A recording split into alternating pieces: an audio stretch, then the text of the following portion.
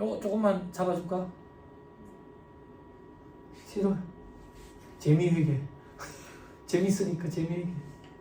세법 하는 것보다 낫다며. 금융리스 채권. 금융채권을 잘해야 되네. 금융자산을. 금융리스 부채.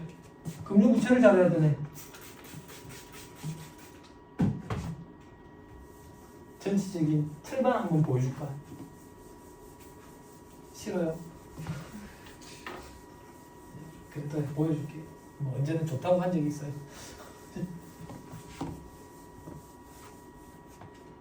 잠깐만 보여주고 그게 할까?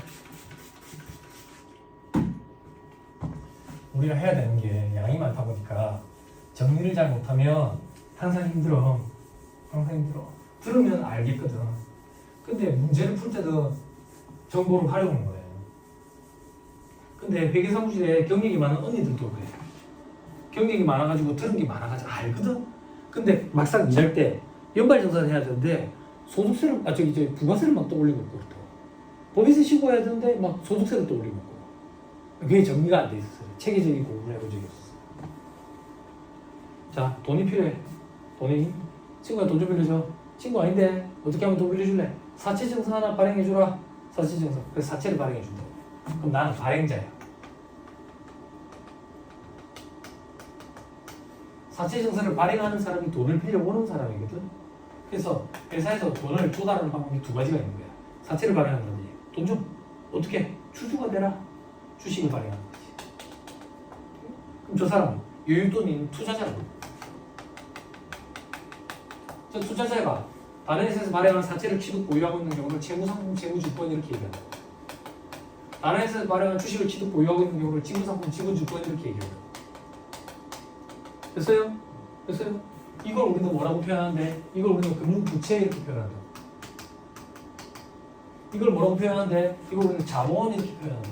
자본 파트에서 공부한다 그 얘기야. 자, 이걸 우리는 뭐라고 표현하는데 이걸 우리는 금융자산 이렇게 표현한다. 그리고 이런 걸 전체적으로 다 합쳐서 우리는 금융상품 이렇게 얘기한다. 그래서 금융상품의 정의는 거래 일방에게는 금융부채나 자본을 발생시키고 거래 상대방에게는 금융자산을 발생시킬 거래. 이걸 금융상품이라고 표현한다고. 됐어요? 근데 이 금융부채는 두 가지는 아니라고. 어떻게 두 가지는 아닌데 단기손익 공정가치 측정 금융부채로 나뉜다고. 그죠? 그래서 리스크 프리에다가 리스크 프리미엄. 리스크 프리의 변동은 어떻게 처리해? 단기손익 처리하지. 리스크 프리미엄의 변동은 일단 포괄손익 처리하지. 그지? 껌이잖아. 그지? 리스크가 뭔데? 변동성. 변동성이 위험. 이자율 얘기하는 거야. 이자율 변동 때문에 사채의 값어치가 달라진다고.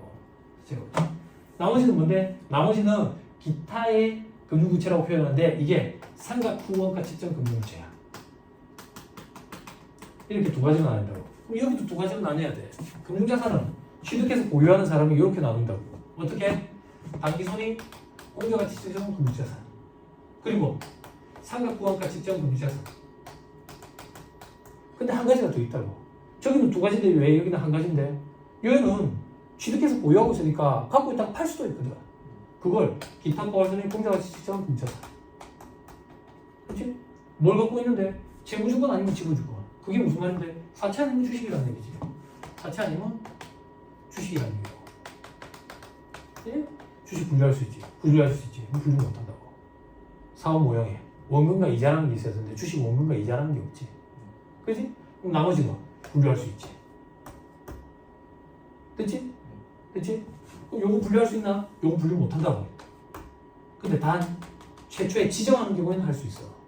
왜 이렇게 돼 있는데? 금융자산 기준서가 개정되기 전에 이거 다 할 수 있었어. 개정되면서 못하는 걸로 바뀌었거든.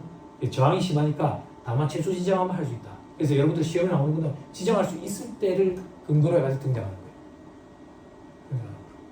거예요. 이렇게 나뉘고 저렇게 나뉘고. 여러분들이 공부를 어디를 하고 있는지 캐치하면서 여기를 정리를 해야 된다. 그럼 이 파트를 잘 정리하려면 발행자 입장에서 사채 발행해가지고 원금 상환할 때까지 분기 쫙 끊는 거야. 미래연금으로 그려놓고. 투자자 입장에서 단기손익 공정가치 측정으로 분류했을 때 상각공정가치 측정 원주로 분류했을 때 기타 포괄손익 공정가치 측정 원주로 분류했을 때 스케치북이 쫙 그리는 거야. 그리고 벽에 딱 붙여. 여기에 뭐부터 첨부할 건데? 기대 손실 모형에 따라 가지고 손실 추가금 잡는 거 혹은 평가 2개에서 3개 처리하는 거. 이런 것들 쫙 잡아보는 거지. 이렇게 쫙 왔다 갔다 보는 거지. 머릿속에 사진으로 딱 끼워. 시험장에 가서 숫자만 갈아 끼고 합격. 이게 습관이 되네. 전화사치도 이렇게 하고, 신주사치도 이렇게 하고, 주식기준보상도 이렇게 하고, EPS도 이렇게 하고, 현금불편도 이렇게 하고, 다 세법도 이렇게 하고. 그렇죠? 그죠? 공부할 줄 모르겠다며. 그러면 이런 거라도 해봐야지. 그치? 그치?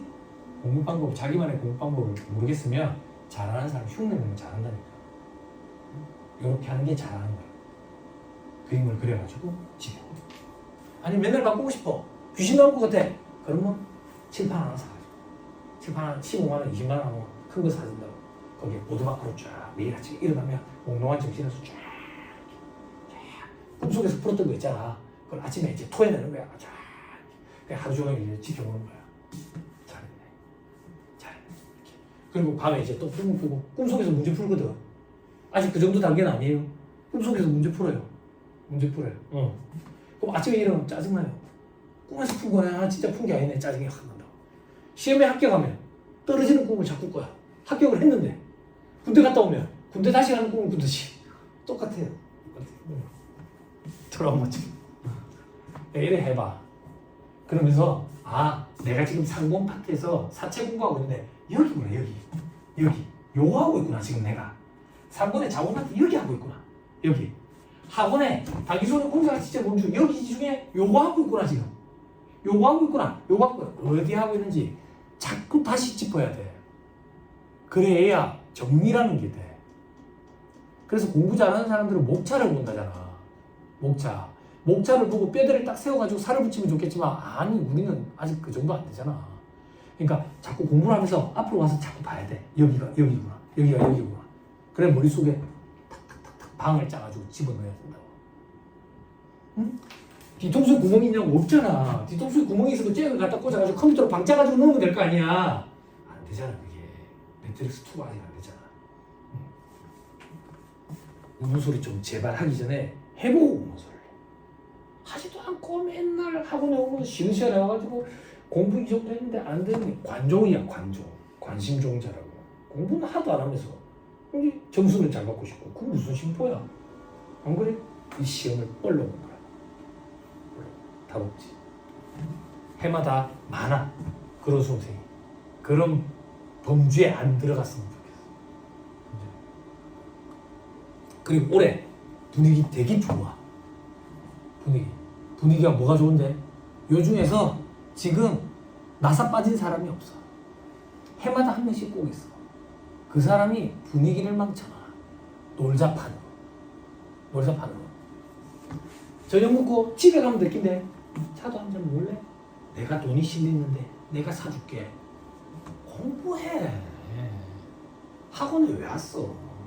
차 마시러 왔냐고. 응? 연애는 왜 해? 응? 학원에 공부하러 왔잖아. 기존에 연애하고 있었는데요. 그걸 얘기하는 게 아니라 학원에서 서로 모르는 사이에서 오빠 동생한테 손을 왜 잡아? 응? 손을 잡고 같이 떨어지는 거지. 해봐요. 응? 스케치북 오랜만에 사가지고 네임펜으로 그리면 추억 돋는다. 색칠도 하고 싶다. 돌아오세요. 자, 용례기 공급식이 1-50페이지. 용례기 공급식. 다음 중 어느 안에 해당한 데를 공급식으로 한다. 용무의 제공이 완료되는 때, 시설물 또는 권리 등 재화가 사용되는 때. 됐죠? 자, 거래 형태별 공급식이 또 이게 시험에 나오는 거겠지? 근데 재화의 공급에서 이미 다 공부를 했다. 장기하기 조건은 그 밖의 조건은 중간 지급 조건은 완성도 기준 지급 조건부 공급. 공급 단위를 그 밖에 구획할 수 없는 용액의 계속적 공급. 대가의 값분을 받기로 한 때가 공급식이다. 시험에 제일 잘 나오는 게 뭔데? 부동산 임대 용역을 보호기한 말마다 제공하는 게 아니라 매일매일 계속 제공하고 있잖아. 용역을. 부동산 임대 용역을. 그리고 컴퓨터 유지 보수 계약. 유지 보수 용역을 매일 계속 제공하고 있잖아. 그래서 이게 그 밖에 공급 단위를 구획할 수 없는 계속적 공급에 해당하고 대가의 값분을 받기로 한 때가 공급시켜야 된다고. 시험이 제일 잘 나와요. 자, 그럴 때 동그라미 2번 볼 필요 없고 동그라미 3번 부동산 임대 용역을 공급을 하고 전세금, 임대 보증금을 받았을 때는 간주임대료라는 걸 계산한다. 간주임대료. 간주임대료가 뭔데? 모르겠다. 모르겠지만 유추는 할 수 있다. 어떤 유추? 간주라는 말이 붙었네. 우리가 상식적으로 생각할 때는 임대료가 아닌가 해.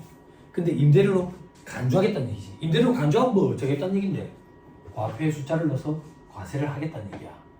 됐어요? 그러면 이거의 공급시기는 언젠데? 공급시기 언제기는? 이걸 언제 계산할 건데? 과세기간 종료 시점에 계산하겠지. 그래, 그때가 공급시기. 됐죠? 예정시부터는 예정시구 기간 종료 시점. 그렇게 기억하면 돼. 됐죠? 아, 죄송합니다. 깜짝 놀랐어? 소리가 왜 저렇게 커? 응? 이상하네. 자, 그 다음 동그라미 4번. 둘 이상 과세기간에 걸쳐 부동산 임대 용역을 제공하고 그 대가를 선물 또는 후불로 받는 경우 선세금이라고 그래. 선세금. 이게 뭔데? 월세 100만 원 받기로 했어. 근데 1년치를 한 번에 주면 1000만 원만 받겠대. 깎아줄 거야. 그래서 1년치를 한 번에 요번에 1000만 원 받았어. 1000만 원. 부가세 신고할 때 얼마만큼만 들어가야 되냐 이거야. 1000만 원을 다 넣을 거냐? 아니. 월할로 안분 계산해야 돼. 그걸 선세금이라 그래. 밑에 박스 1번. 과표 계산 방법 월할 계산이야. 지금 몇 월이지? 그러면 자 1월 1일부터 12월 31일까지 월세를 주는데 월 100만 원씩인데 1년치 1000만 원을 한 번에 받았어. 그럼 1기 부가세 신고 때는 6개월치만 넣어야 된다. 그 얘기야. 500만 원. 무슨 말인지 이해해요? 그게 선세금. 이게 왜 시험이 잘 나온대? 회계는 월할 계산 원칙이고 세법은 일할 계산 원칙인데 월할로 하라고 돼 있어. 세법의 월할 계산은 다 독특해. 됐죠? 됐죠? 그 시험이 잘 나와요. 다음 페이지 괄호 2번 사례. 2025년 2월 10일부터 2025년 8월 9일까지 임대계약을 체결했어. 총 임대료가 600만 원이래. 이거를 2월 1일에 한 번에 다 받기로 했어. 한 번에 다 받기로 했다고 해. 됐어요? 그럴 때 어떻게 하느냐? 장단기 이런 거 구분 안 해. 그냥 요번 과세기간에 포함될 거는 월할 안 불러야 돼. 그럼 몇 개월치인데? 총 6개월치네. 그지? 1기 과표는 1기 예정의 과표는 2월, 3월 두 달치만 들어가야지. 그지? 그리고 1기 확정된 과표는 4월, 5월, 6월. 됐나요? 세무사님 2월 10일부터인데 2월 한 달이 안 되잖아요. 첫 달이 한 달이 안 되면 한 달로 봐. 마지막 달이 한 달이 안 되면 없는 걸로 봐. 그걸 초월은 산입하고 말월은 불산입한다 이래 얘기해. 초월 산입, 말월 불산입. 됐어요? 됐나요? 그게 저 밑에 1-50페이지 저 밑에 있어. 그냥 그런 게 있다고 하면 돼. 그냥 계산할 때. 민법에 있는 규정이야. 민법에 있는 규정. 첫 달이 한 달이 다 안 되면 한 달로 보고 마지막 달이 한 달이 안 되면 빼오고 초월은 산입하고 말월은 불산입하고 반대로 하면 초월은 불산입하고 말월은 산입하고 그런 것도 있어. 그런 것도. 근데 여기서는 초월은 그냥 한 달로 보겠다 그 얘기야. 됐죠? 다시 돌아와서 동그라미 5번. 특정 용역을 둘 이상 과세기간에 걸쳐서 계속적으로 제공하고 그 대가를 선물로 받는 경우. 동그라미 4번이랑 똑같다고 생각하면 돼. 차이점이 뭔데? 동그라미 4번은 부동산 임대 용역이고 동그라미 5번은 다른 걸 빌려주는 거야. 그게 뭔데? 다음 페이지 박스 2번. 개념 동그라미 1번. 헬스클럽장 등 스포츠센터 연회비를 미리 받고 제공을 한대. 이 얘기야. 한 달 헬스장이 100만 원이야. 그럼 1년이면 1200만 원인데 1년치 한 번에 주면 1000만 원이래. 그때 헬스장 관장 입장에서 부가세 신고할 때 어떻게 해야 되냐 이거야. 월화로 안 보내야 된다고. 됐죠? 됐죠? 똑같다고 선세금처럼. 다음 페이지 또 어떤 게 있는데 동그라미 2번. 상표권 사용계약. 사용대가 전에는 일시불로 받았대. 적금권인가 봐. 사용권이 아니고 적금권으로 해가지고 계약을 했다고. 계약을 했는데 1년치 계약금 한 번에 다 주면 그거 받으면 월화로 안분 계산해가지고 사입해야 된다 그 얘기야. 안 어렵죠? 또 동그라미 3번. 수영장, 헬스장 이런데 1년치 한 번에 받았대. 됐죠? 안분하면 된다. 괄호 2번. 월할로 안분 계산한다. 자, 다시 앞으로 돌아가서 동그라미 7번부터 봐봐.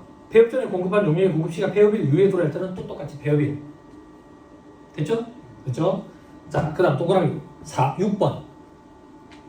사업자가 사회 기반 시설에 대한 민간투자법 제4조 3호의 방식을 준용해서 설치한 시설에 대해서 둘 이상 과세기간에 걸쳐 계속적으로 시설을 이용하게 하고 그 대가를 받는 경우가 있지.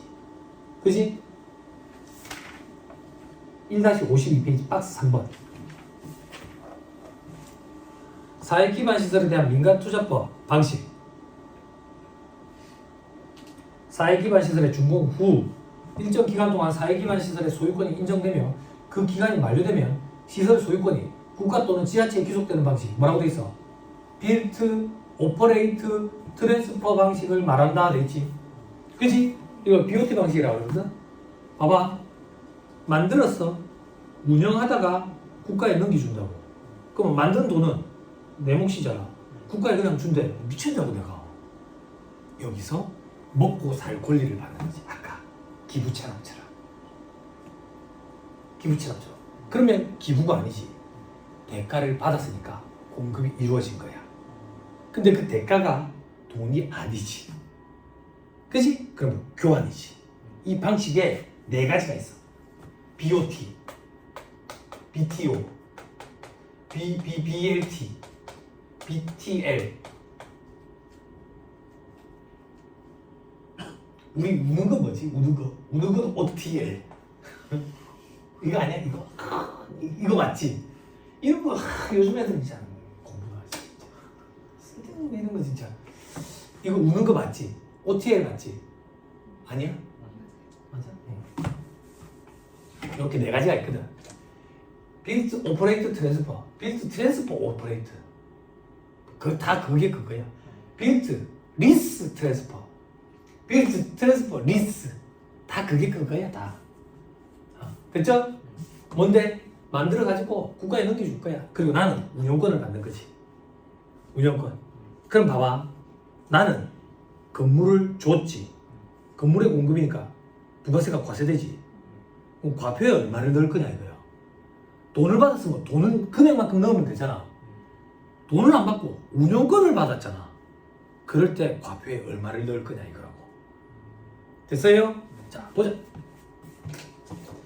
과표는 월할 계산해야 된다. 어떻게? 용역 제공 기간 동안 받는 대가에 시설 설치가에 곱하기 월수분의 월수. 무슨 말인데? 절대 모르겠다. 사례를 보면 바로 느낌이 온다.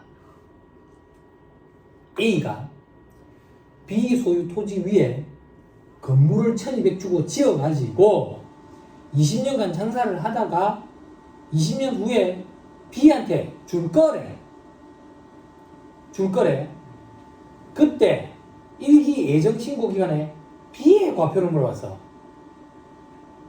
B의 과표. 잘 봐.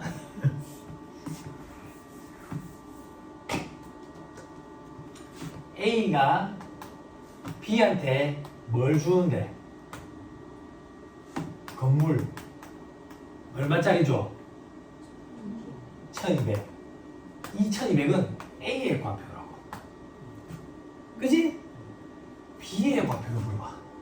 B는 그럼 뭘 주는데? 사용권을 주는 거야. 권리는 얼마냐 이거야. 얼마기는 1200짜리 건물 받고 권리 줬으면 1200이겠지. 안 그래? 교환이라며. 교환. 내가 이 사람이랑 이거랑 바꾸는 이유는 값이 같으니까 바꾸겠지. 앵쿠스랑 팀코를 바꾸겠어? 정신 나가지 않는 한? 바꾸고 없는데? 합리적인 의사결정이 가능한 사람들이 모임 활성화된 시장에서 거래되는 그 시장 가격 공정가치란다며. 공정가치대로 이루어질 거 아니야. 값이 같으니까. 물론 차익에 대해서 현금 수수가 이루어진다면 모르겠지만 그런 게 없다면 값어치가 같으니까 교환이 이루어진다고. 값어치가 다르면 추가로 돈을 줄 거야. 읽어볼까? 다만 건물과 별도로 20년간 임대료 400을 받게 돼. 봐봐. 얘는 사용권을 주고 건물 받고 400원도 받았다고. 그러면 이 사용권의 값어치는 1600원짜리라는 얘기야. 됐어요? 어렵다. 거짓말 해봐. 이게 힘들면 지금 몇 월이지? 어쩌지 추석이 아직 멀었는데. 추석 때 중학생 조카를 붙잡고 니는 A 나는 B 사용권 조기를 잘라가지고 주고 받고 얼마지 이러면 조카가 뺨을 때리면서 된다고. 정신 차리라는 거. 1600원이지 이렇게. 네? 당연한 얘기라고. 당연한 얘기. 근데 이걸 2년 동안 하기로 했으니까 2년에 걸쳐서 나눠야 되는 거야. 월화로. 그 중에 요번에 기속되는 게 몇 개월인데 요번에 1월 20일 예정 신고 때니까 1, 2, 3, 3개월치만. 됐어요? 됐어요? 됐나요? 20년이네. 240개월이네. 240개월. 2년이 아니고. 그죠? 됐나요? 어려워요? 안 어렵죠? 근데 이거 수험생들이 왜 실수하는지 알아요? 수험생들이 자꾸 얘를 계산하고 싶어요. 그죠? 그죠? 왜 이런 일이 벌어지는데? 문제를 읽을 줄 모르겠어. 난독증인가? 글자를 모르겠나? 문제를 안 읽으니까 누구의 과표를 계산하라는데? 내가 출제 교수라도 비의 과표를 모를 거고. 당연하지. 그죠? 그럼 자꾸 헷갈려. 누가 누구한테 뭘 주는데? 그래서 누가 누구한테 돈을 받아야 되는데? 대가성 있는 돈이 어느 방향인데? 이런 것들 파악하는 게 기본이라고. 기본. 됐나요? 자, 다시 돌아오세요. 다시 돌아오시면 1-50페이지 동그라미 3번부터 6번까지. 자, 공급시기가 언제인데? 똑같죠? 예정시기 의한 종료율, 과세기한 종료율. 요건 요렇게 암기하면 돼. 이 계산을 언제 할 건데? 예정시기 의한 종료 시점, 과세한 종료 시점에 계산하겠지. 내 혼자서. 그래서 그때가 공급시기다. 됐죠? 그러면 하나만 빠뜨렸어요. 뭐 빠뜨렸는데? 동그라미 3번에 간주임대료만 빠뜨렸어요. 요것만 좀 체크해놔 주세요. 다음 시간에 오면 간주임대료부터 해야 된다라고 얘기를 해주세요. 간주임대료 하고 그 다음 공급시기 특례부터 볼 거예요. 됐나요? 저도 체크해놔 놓을게요. 혹시나 까먹을까 봐. 자, 요 정도 하시죠. 강의들하고 고생 많았습니다. 수고하셨습니다.